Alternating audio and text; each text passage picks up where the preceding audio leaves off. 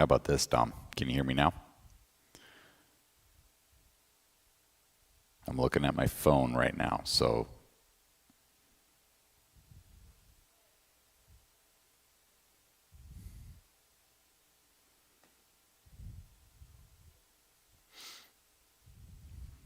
Right. I just put on light static. Actually, I should probably just do that during the service, right?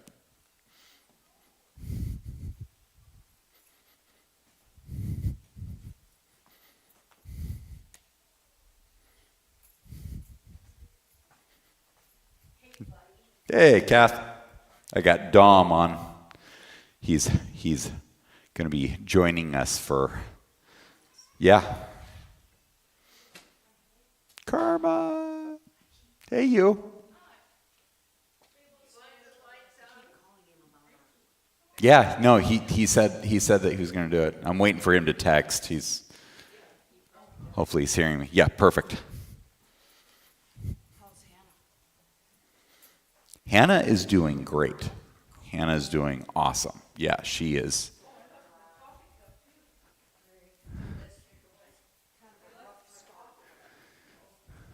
Yeah, she is. She is. Yeah, nice and. Okay, I understand. I get it. I'd clock out too. Can I clock out when you clock out? I'll just clock out. I no problem with this. I'll go over there and I'll clock out. It's better than being clocked. Not much? Yeah, you can clock me. I'm sure there's a lot of people who'd probably appreciate that a lot. That's right. How's your neck? It's good. It just doesn't turn, but yeah, it doesn't hurt. There's several people we know that broke their neck in like auto accidents and stuff, and they always kind of. Well, see, I broke it way up high in my head, Kathy. Yeah. Oh, right there. Well, see, the scar goes up to here. Right. So. Right where your head and your neck come together. Yeah, so it's pretty much. Was it number 1 and number 2? 2. Dos hermanos. Yeah. Dos hermanos. But who's count? Right. Who in the world knows? He said we have a little saying. Testing. 1, 2, 3. Dom. C5, you're alive. So the 5th vertebrae and down. Okay, testing, Dom. Okay. Anything above that? Okay, I have good volume here. I don't have anything. Seems like it's picking up. Back here, from the 5th vertebrae down, you're okay. Right, but I mean, if you Okay, cool. Awesome. the only thing you can't move is your head. That's your mouth, and you can eat maybe, but that's what he told me. It's a good thing Peg's head was harder than the top. It is. Yeah. Actually, Dom was talking about how. Was he talking about my hard head? Yes, we were talking about his hard head. He's actually online. Dom? Yes. Don't be talking about my hard head. he says loud and clear, thought God was talking to me. It was in the voice. Today, Yeah. he's like, we were looking up something in Jeremiah. Yeah. I said, the only thing I know about Jeremiah is he was bullfrog. Jeremiah was bullfrog. My friend named Jeremiah did not like that song, by the way. He was a good friend of mine. He just still did not like that song. Yeah, the bullfrog, and Jeremiah as well too. Yes. Yeah, that's right. That's right. Was a good friend of mine. Right. He was a good friend of mine. Always brought me something about wine.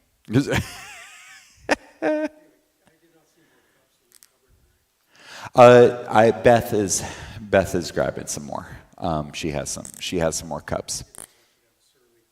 That's right. I could go over and get cups like this from the youth center. We have. They're just that size. They're just white is all. Yeah. Black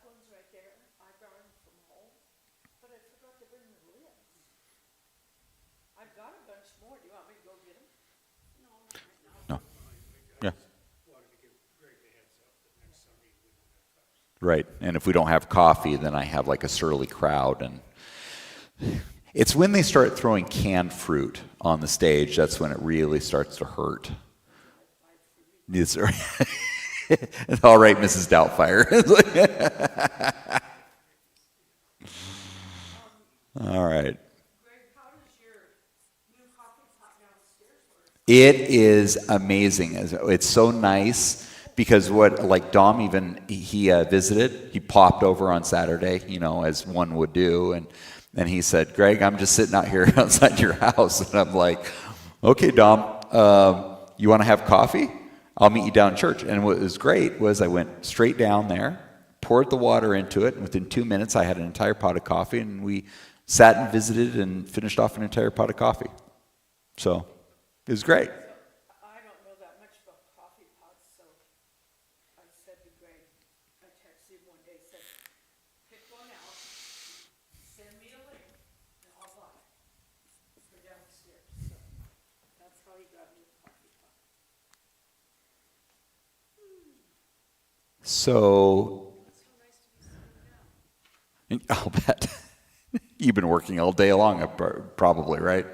What'd your morning start at, Kath? About like what, 7, 6, 5? Actually, I slept in about 25 minutes this morning by accident. Yeah. 20 after 6. There you are. So a little late for the sheep, but they didn't care. Yeah, right. Yeah, right. They're like, no. All right. All right. No, we don't have very many left. We're way down on the downside of the steel now. So we're heading on into Matthew chapter 7, and we just got through, ask and it will be given to you, seek and you will find, knock and the door will be open to you. We went through verses 7 through 8.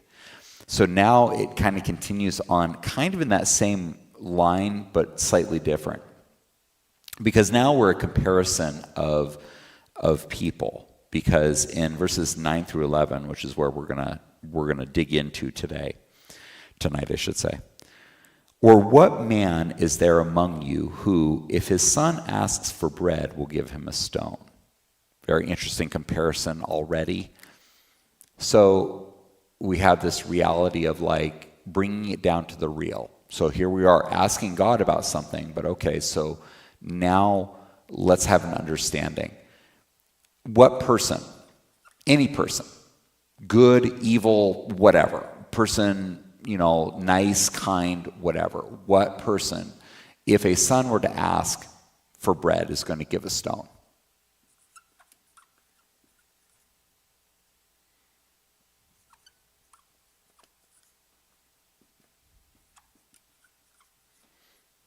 And then goes on to say in verse 10, or if he asks for a fish, will he give him a serpent? So bread, stone, fish, serpent.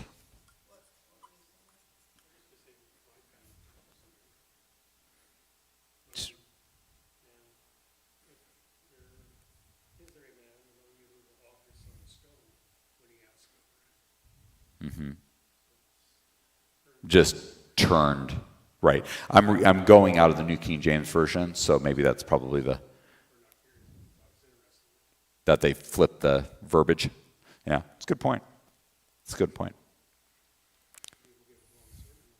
Oh yeah, no kidding. Just the flipping of the words.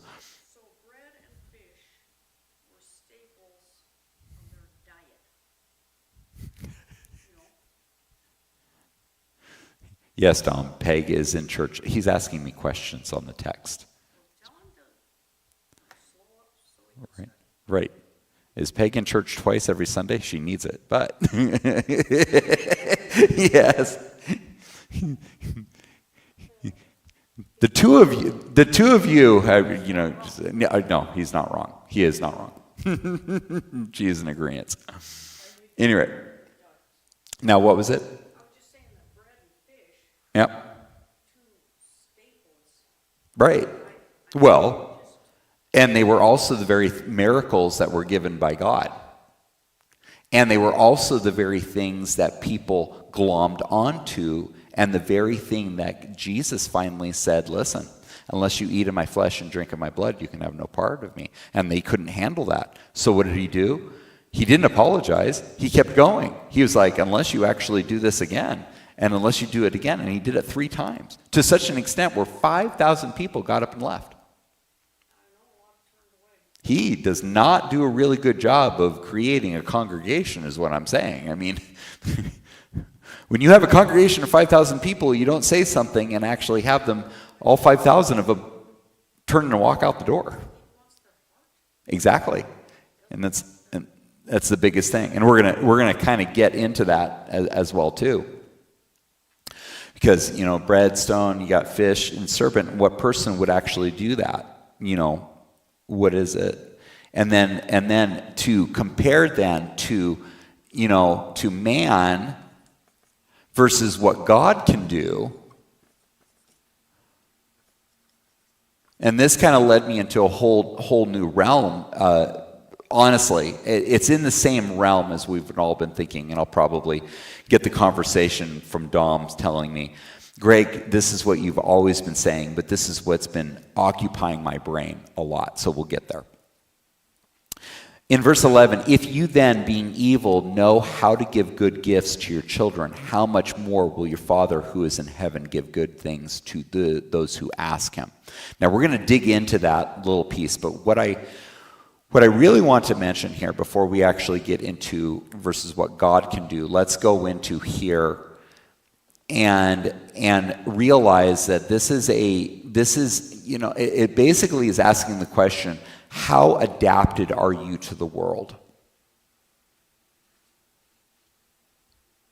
Well, that was a left hook coming out of nowhere. How adapted are you to the world? Well, you can adapt to the things around you by basically what?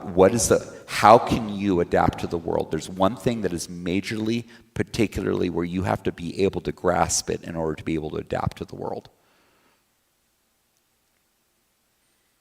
I know it's really late on a Sunday evening, so I'm asking people to think. I had the same problem at the nursing home. I was just saying, they just looked at me and go, it's like, I wouldn't mind, personally. Yeah, that's right. I'm just going to step in there. So the one thing, in order to adapt to the world, is you have to deal with the one thing that a lot of people have struggled with, but yet we do, in order to survive, is we deal with reality. Now, Sermon on the Mount is a big dose of reality. Sermon on the Mount really kind of brings it down, saying, this is the kind of character a person needs to be. This is the kind of character that they do not need to be, that kind of reality. And so it's bringing it down to, like, if you're going to ask of God, how adapted are you to the world? How much do you really truly understand the reality of where you are at? Because are you willing to deal with the reality that when you ask of something, or like when your son asks of something, of somebody who you care about, not just a random stranger, but if somebody you care about comes up to you and asks for something, why in the world would you give them? Like, completely, not even in the opposite way. Bread, stone, that doesn't even make any sense. Or fish, serpent. I mean, I guess what you could say is basically if the serpent was dead, I guess, you could kill it and eat it like you can a fish, but definitely not for a pet. But anyway, moving along. So how adapted, how connected are you to reality? If the simple askings of people can be supplied by those who, by sheer definition, are evil, according to what Jesus is saying, because why? And this is bringing out another reality. Jesus was bringing out that all people, notice that it's not just like Jews or Gentiles. You notice that he doesn't make a distinction between that. This is pretty much in general. So you can go to the Canaanites, you can go to the Perizzites, you can go to anything, and you can pretty much say, if your son were to ask you for a fish, would you give them a serpent? That kind of thing. So it's how are you he's talking about this, and he's really revealing that all of us are in the same boat, because all of us are sinners. And so by sheer definition, sin is of evil. Right? Right. Right. Oh man. Well, and if you're a religious leader, which they followed him, scribes and Pharisees, because they were always seeking for ways to actually, to kill him. So, I mean, they had good reasons to be there for very bad purposes. But, and so he just called them evil.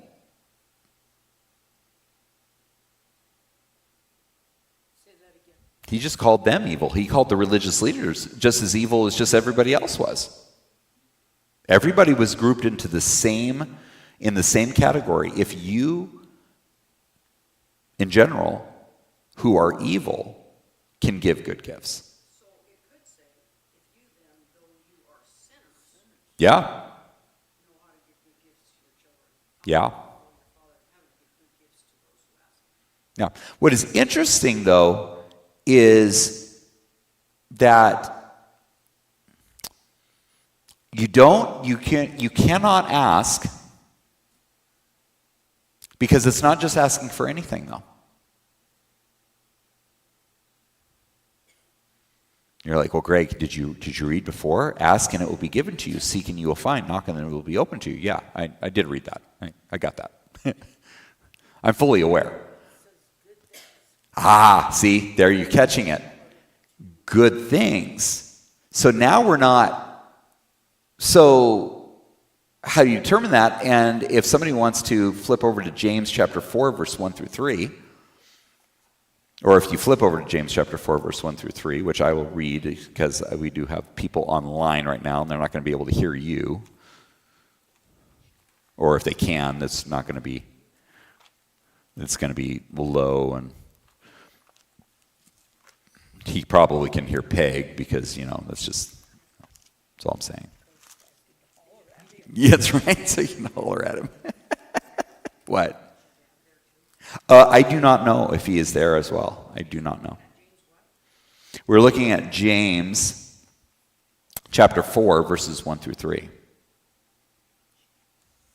James chapter 4, verses 1 through 3. Dom loves my singing, so me singing to his ear probably really, just really impresses him a lot. So it says in James chapter 4, verses 1 through 3, where do wars and fights come from among you? Do they not come from your desires for pleasure that war in your members? You lust and do not have. You murder and covet and cannot obtain. You fight and war, yet you do not have because you do not ask. You ask and do not receive because you ask amiss, that you may spend it on your own pleasures. So good does not equal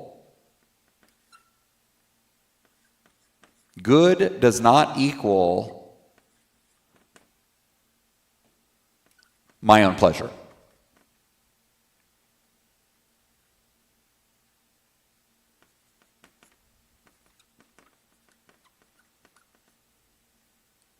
Good does not equal that.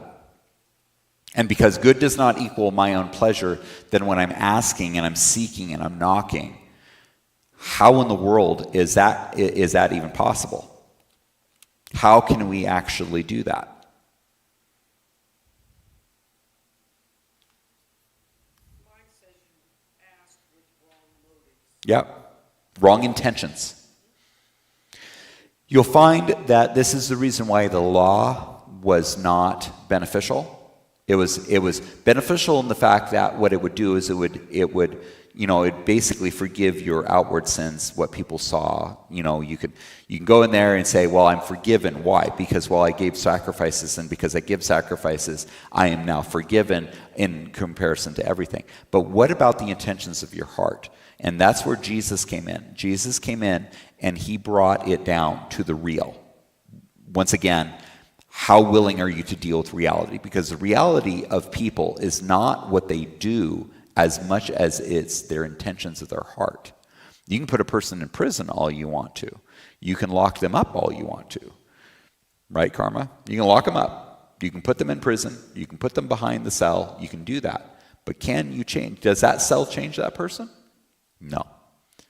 Believe it or not, that person can actually come out even worse than when they came in.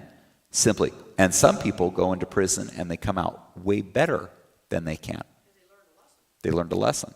It all depends upon the intentions of a person's heart when you're actually doing it. So when you're asking of God, your intentions matter.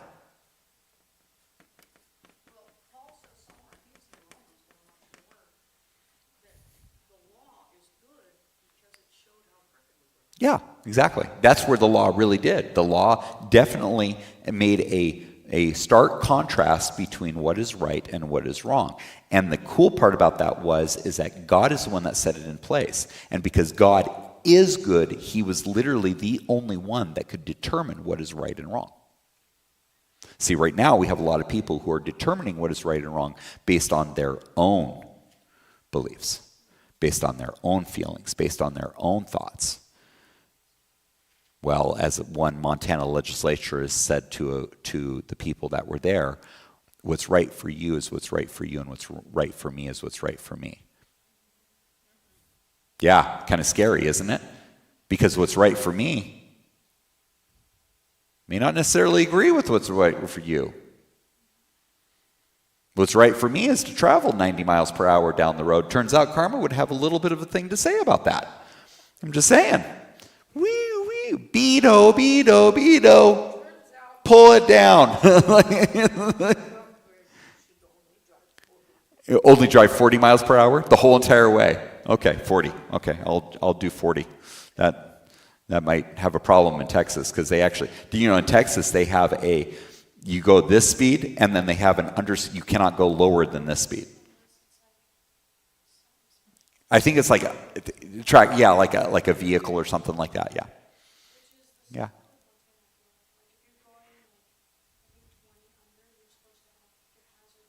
Oh, really? It's just not. See, in Texas, it's posted. Oh, got it. Interesting. See, I did not know that. Got it. Interesting. Kind of more of a rule of thumb, shall we say? Got it. Yeah. Gotcha. See, you need to come every time. You need to be here. That's all I'm saying. Look at that. Yeah, she's ready for Texas. Let's go to Texas. That's all I'm saying. San Antonio is a good place. Anyway, moving right along. Okay, so your intentions of your heart when you ask is very, very good. Now, what launched me into this as I was studying this is that I know I keep on coming back to it. If you guys do not have this memorized by the time I die, I can't help you. Because I say it over and over and over and over and over again.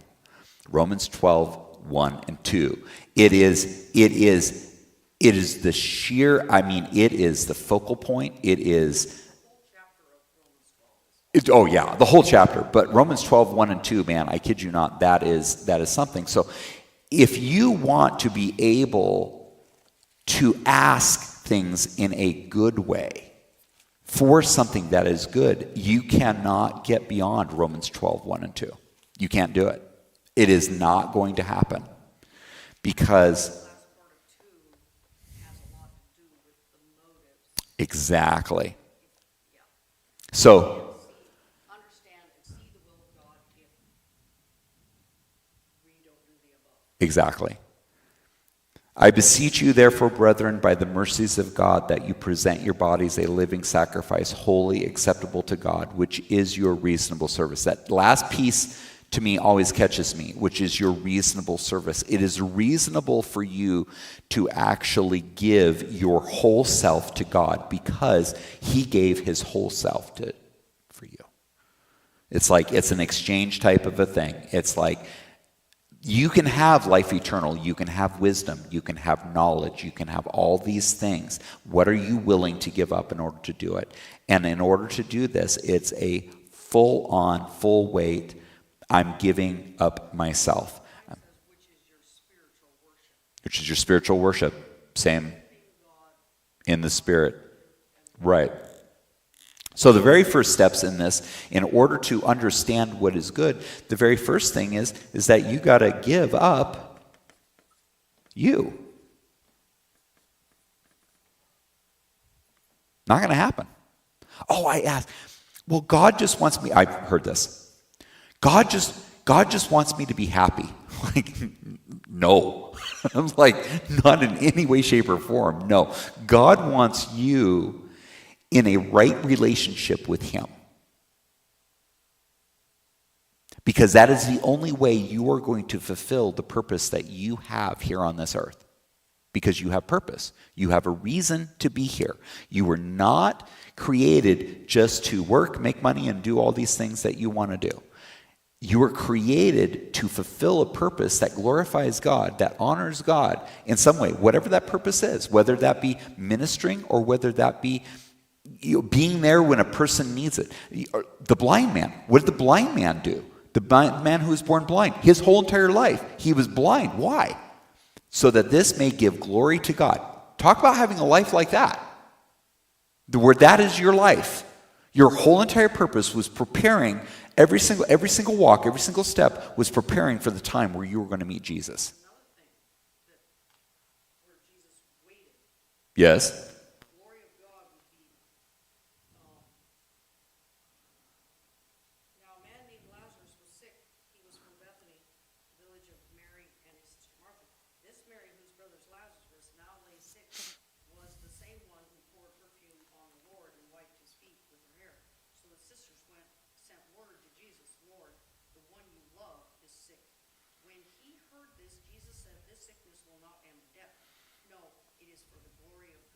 Right. That the Son of God may be glorified through it. Jesus loved Mary, Martha, and her sister, and Lazarus. Yet when he heard that Lazarus was sick, he stayed where he was for 2 days. Yeah, grand total from the time he actually, yeah. So it's interesting, it is interesting to think that our lives have nothing to do with. I remember the house had burned down, and we were in Sally's house, and I remember God very much asking me a question, and He asked me this. He says, "Greg, how good are you with nobody ever knowing you?" And I said, "As long as people follow after you, I do not care. That's it. I do not care if I'm known. I want people to know Jesus because that's what's most important to me, personally. That's what's most important." So, can you give up you? Can you give up you? And then we go into the next verse. "And do not be conformed to this world, but be transformed by the renewing of your mind." See you, Karma. Are you heading on back, or are you just going to clock out and go home? All right. Okay. All right. If you want to check out the rest of this, it will be recorded on YouTube if you'd like. So, cool. Yep. "And do not be conformed to this world, but be transformed by the renewing of your mind, that you may prove what is that good and acceptable and perfect will of God." Okay, so here's the question that I have. Here's the question that stopped my entire research, this question right here. Can you do this now, and why?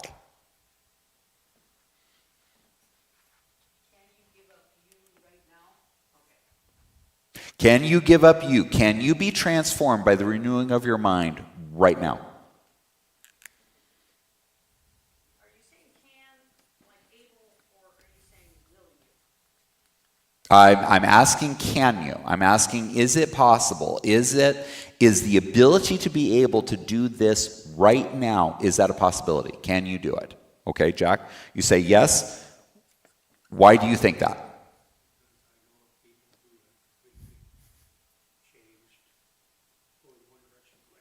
So you saw the evidence. They were going one way, they changed. Okay. So saw the change. You know this to be true because you saw it. That's cool. That's very cool. What else? Okay. Peg, what do you think? Is it possible right now? You give me that blank look.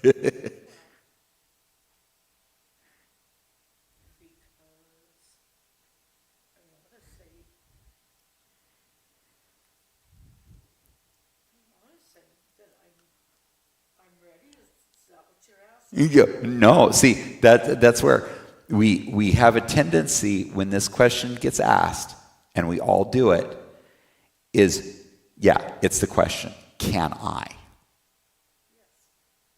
Because I'm just asking a generic question, but we automatically realize that if we answer yes to this, then all of our excuses for why we're not doing it goes gone.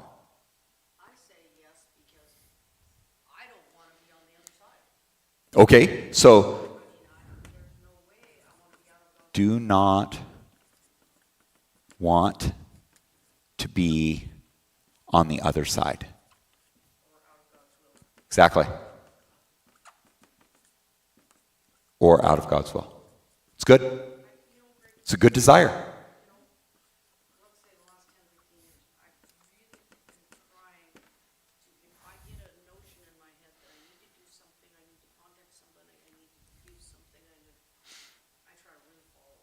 Right. Right.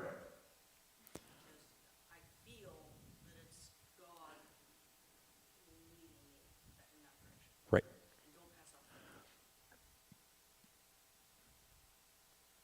So anybody else agree with this? Kind of, that's where you're going? Okay. So now is going to be my follow-up question. Is sin a choice? Oh, there you are. Peg got it. Of course, the judge would.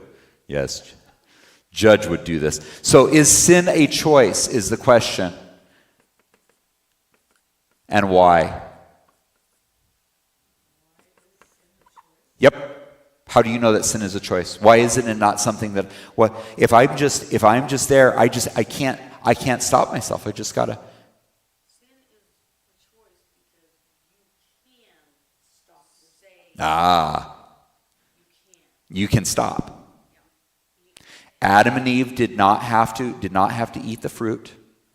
Cain did not have to slay Abel. He didn't have to do that. He was even warned. Right. And David could stop grabbing every single wife that he could actually find prior to that. Not his son. Yeah, his son kind of. Absalom definitely proved that he can be pretty nasty as well too. I'm just saying. But anyway, moving right along. So is sin a choice? Yes, it is. We have this tendency to feel like I do not have a choice, and it's like no, you do. You have a choice. The more you stare at it, the less likely of making the right choice you will. Oswald Chambers puts it like this. He says, the only power, God came and he sent his son and he divided the ability of that kind of control. He gave the light back in and said, here's the truth. And you can either listen to the truth or you can listen to your own lie. And because in order to be able to choose sin, you would have to lie to yourself. Oh, it's okay because, and then fill in the blank. It's okay because blah. It's okay because blah. It's something I really want to do, blah. And you're just filling that in, and it's like, is it worth it? Well, okay. The question is, how much are you willing to give up in order to get this? Do you want to know what is that good, acceptable, and perfect will of God? Well, I don't know about you, but I do. I want to know what that is good, perfect, and acceptable will of God. I want to ask for what is good, because when I ask for what is good, I will receive it. And this is life eternal, that you know God and Jesus Christ, the Son whom he sent. It is absolutely positively, this is over the top. So, can you be transformed right now? Yes, you can. What about when you are tempted?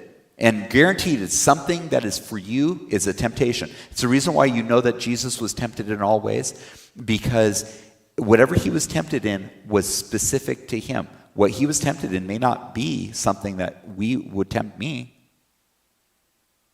And it may not tempt you, but it would have to tempt him.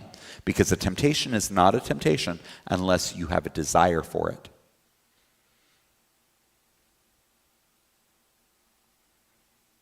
So, really kind of takes this whole entire thing of like, well, eventually I will be sanctified. Eventually I will be this way. Eventually. You need to stop saying eventually, and you need to make it now. We need to make it now. This world, and you were talking about this world, even though you are evil, you know how to give good gifts. Yes. This world. Yep. I read something this morning that kind of hit me. Okay. What did you read? And In Luke 4.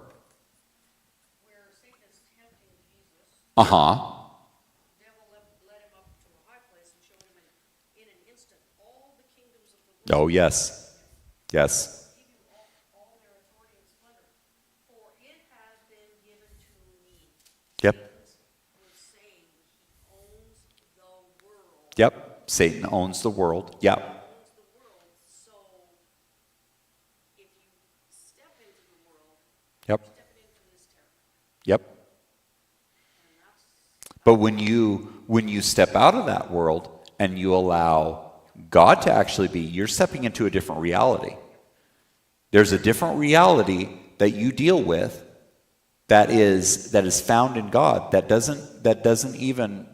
the world can't even touch. it's the kingdom of God you're stepping into. Yeah. Our Father who art in heaven, hallowed be thy name. Thy kingdom come, thy will be done on earth as it is in heaven. It's a prayer.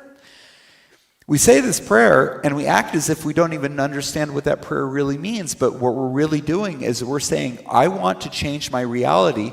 I want to be transformed by the renewing of my mind. And I want to be in his reality, not my own. But yet we keep on battling this one thing right here. We think that the power of redemption is all about me trying to recover from my sin. And it's like, no, it's not you recovering from your sin. It's called make a choice. Do you want to follow after God, or do you want to follow after yourself?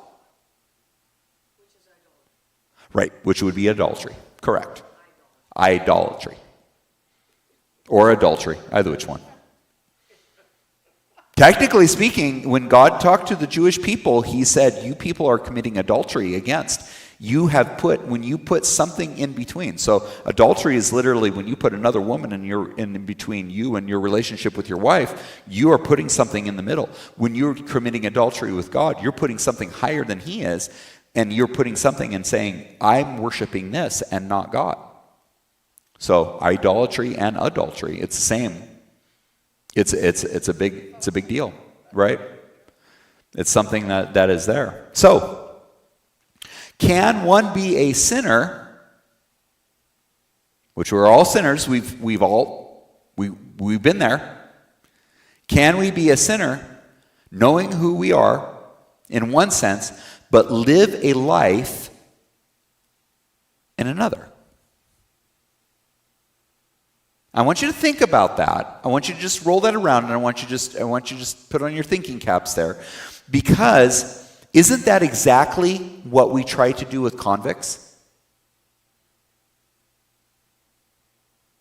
Aren't we trying to have them, people who are wrong, who think wrong, who will always pretty much want wrong, but we're wanting them to want what is right? Isn't that what we do with AA? An alcoholic, what do they say? What is the very first thing that they say? I am an alcoholic. They identify. I am an alcoholic. How long has it been since you've had your last drink? It has been blah, blah, blah, blah, blah, blah, many times. It's been 1 week. It's been 7 years. It's been 50 years. Met one who was, I think it was 55 years. I think it was 55 years sobriety.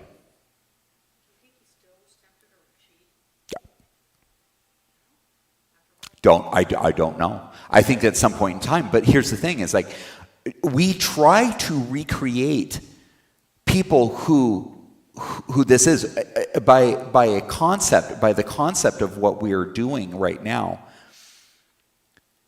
We are trying to literally do exactly what in 1 John 3, 1 through 10 says.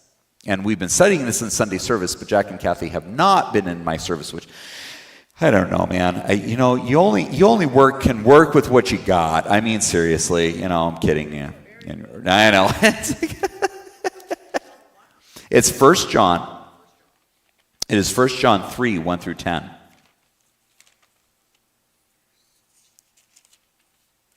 And this is that deal that sounds so but once you get these concepts, this will make so much more sense. Because then it really hits home. Because if you got this and you got understanding right here, then it says this: behold, what manner of love in 1 John chapter 3, verse 1 through 10. Behold, what manner of love the Father has bestowed on us, that we should be called children of God. Therefore, the world does not know us because it did not know him. Different reality. Remember what we were talking about? Different reality.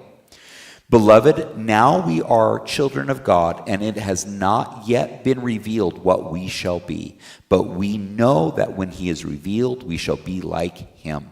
For we shall see him as he is. And everyone who has this hope in him purifies himself just as he is pure. Okay? So here we have indication of making a choice. So the question is, are you willing to make the choice? Whoever commits sin also commits lawlessness, and sin is lawlessness. And you know that he was manifested to take away our sins, and in him there is no sin. Whoever abides in him does not sin. Whoever sins has neither seen him nor known him. Little children, let no one deceive you. He who practices righteousness is righteous, just as he is righteous. He who sins is of the devil, for the devil has sinned from the beginning. For this purpose the Son of God was manifested, that he might destroy the works of the devil. Whoever has been born of God does not sin. But yet we know that we are sinners, right? We both recognize the fact, I am a sinner. But who do you follow? I follow God through Jesus Christ. That's who I am. Whoever has been born of God does not sin, for his seed remains in him, and he cannot sin because he has been born of God. In this, the children of God and the children of the devil are manifest. Whoever does not practice, this is a very important point here. We're not talking about things, we're not talking about like, man, I knew that was wrong. I did it again. You struggle with an addiction, you struggle. We're not talking about that. We're not talking about the struggle that you have with following and that flesh that rises up against that war in your own self. What we're saying is practice, where you live a life of sin, where you have okayed it or you've okayed portions of it in your life. Whoever does not practice righteousness is not of God. So if you practice sin, not there. If you practice righteousness, you're of God. Nor is he who does not love his brother. What verse is that? This is verse 10. In this the children of God and the children of the devil are manifest. Whoever does not practice righteousness is not of God. So if you flip that, whoever does not practice sin, just the exact opposite. There is a big thing. I kind of veered away from really talking about it in general because we have kids and we have all sorts of things in Sunday service.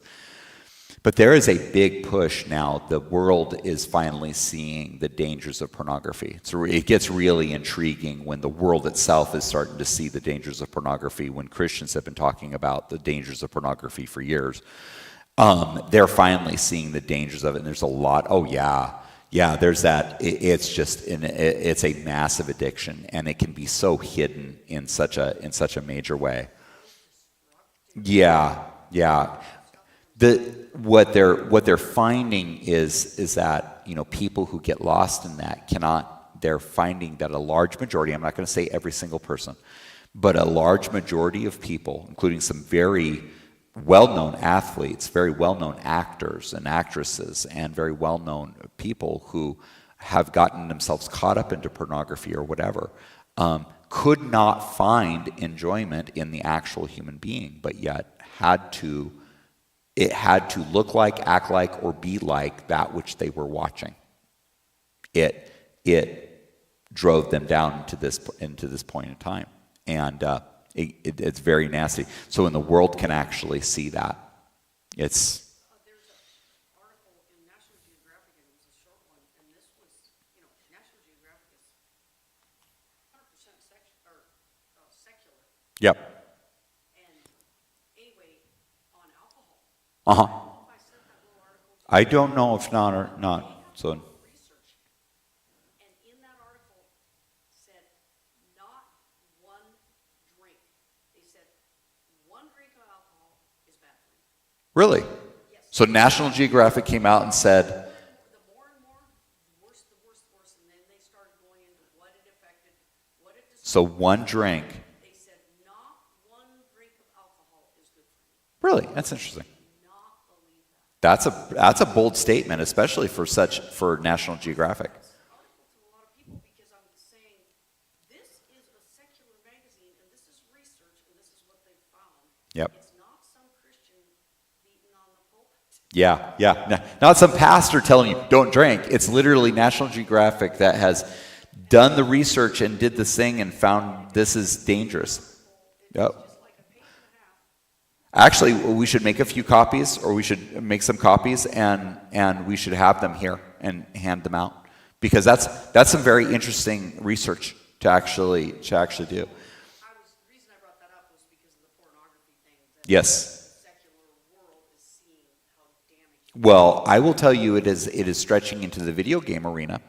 There are video game manufacturers that are now, like, any viewpoint of a game that even brings about that kind of view, or just watching, even if it's soft porn kind of thing going on, which there's a lot of games that really borderline in that soft porn kind of thing, and they're cracking down on it. They're basically like, we're not going to have it anymore, which is very interesting. So you have a lot of huge lot of arguments going around in the Gamerville that 32-year-old that's living in the basement in his mom's basement is really upset.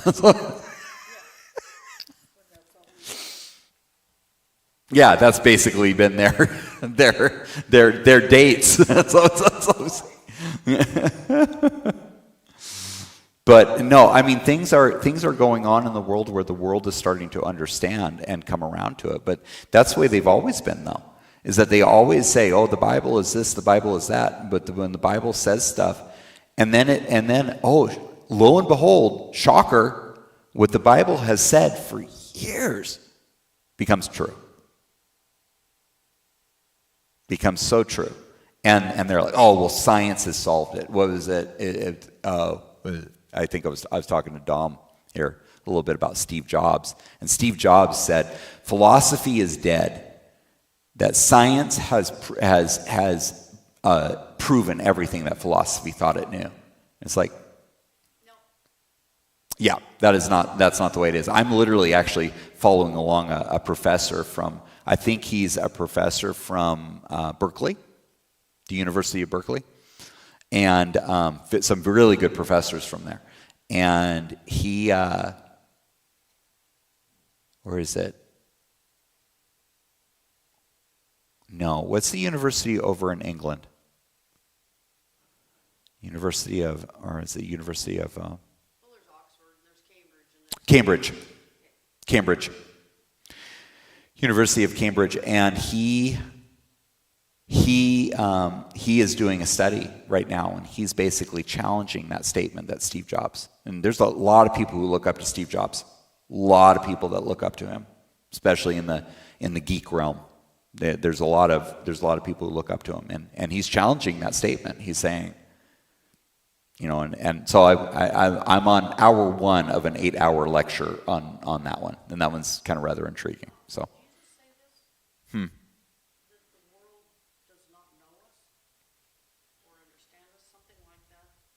the world did not, yeah, because John reiterates that.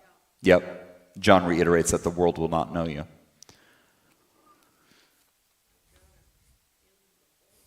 Mm-hmm.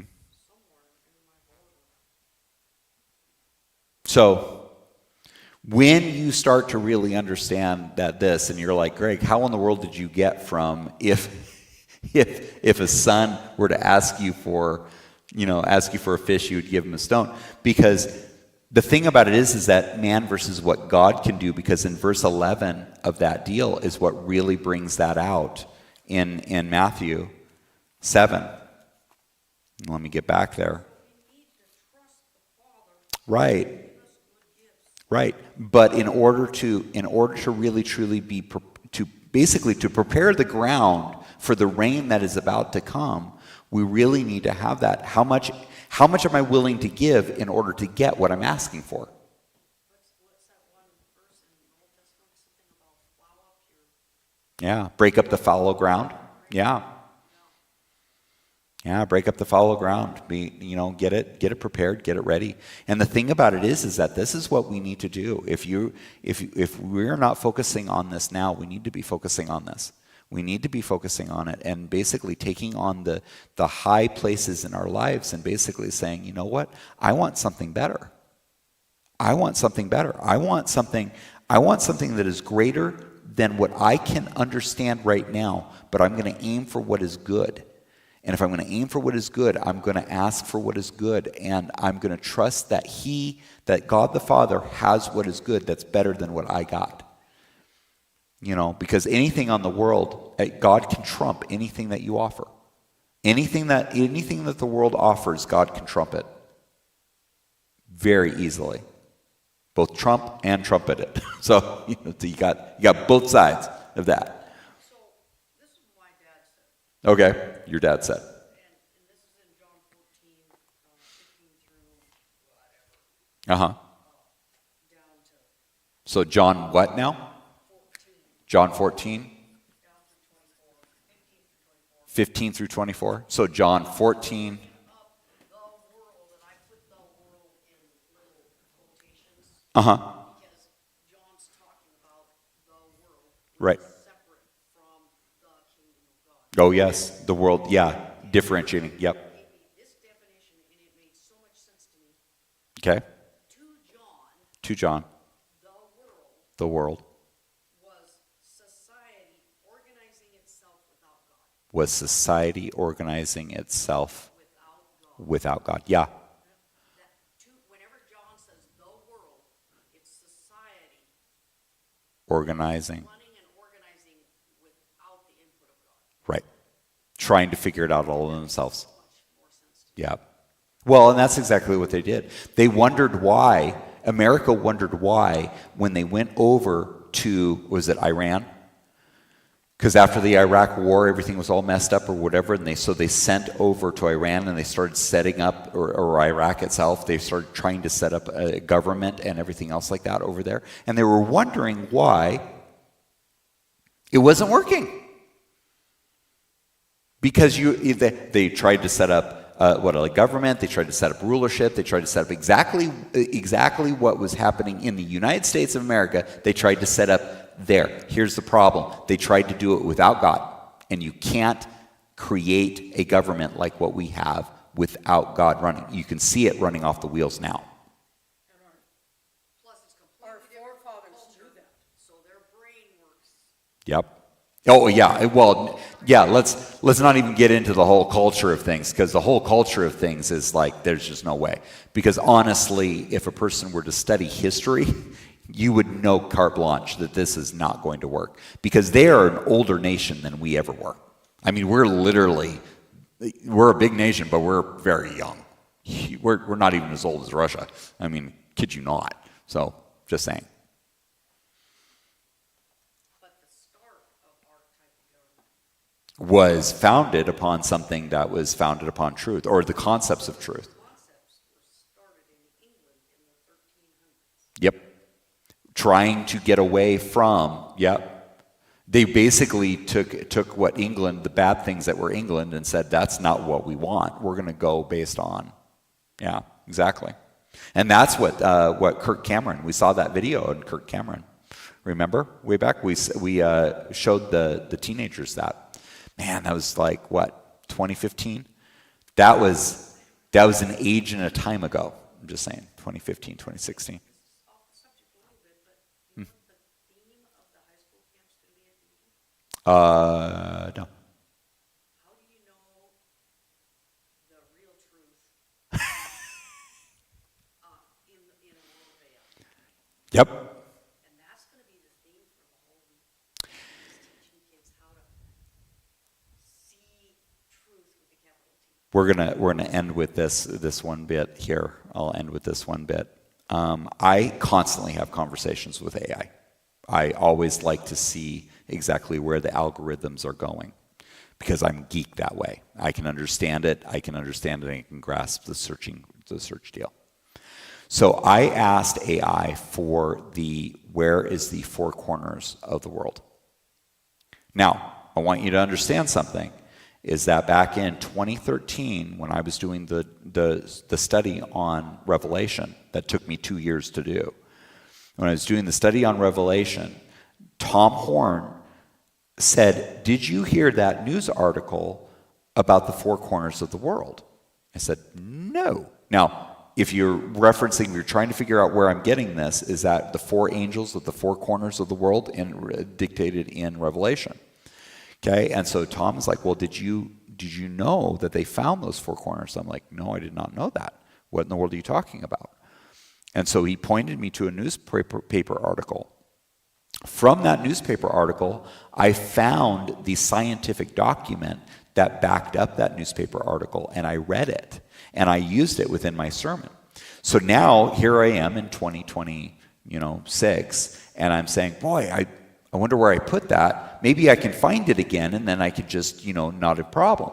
So I asked the AI, what about the four corners of the world, and what about the newspaper article? Didn't even know it existed. Had no knowledge of its existence. Kept on sending me to other things and whatever. And I literally stated, and I found it. It was a 1965 newspaper article that I found that I sent there. And I was like, your information is very poor. Because if something in 1965 you don't even know, that's scary to me. So, yeah, had no clue. So what happens, right. So what happens when artificial intelligence, when everybody is going based on artificial intelligence and everything it knows, what is all the information that you're losing when you just go straight AI? And with that, I'll pray and get done, and then Ian can ask whatever he wants to ask. Father, thank you for this time. Thank you for this day. Bless this time and bless the rest of the evening and the rest of the week. I pray, Father, that you be glorified in our hearts and in our minds. In your name I pray. Amen and amen. There you are. Church. Glasses, crotch, watch. Yeah, I got it. It's like I seen you mowing, Ian. I forget how much yard's actually there. yeah. See you, Dom. Have a good one. Talk to you tomorrow.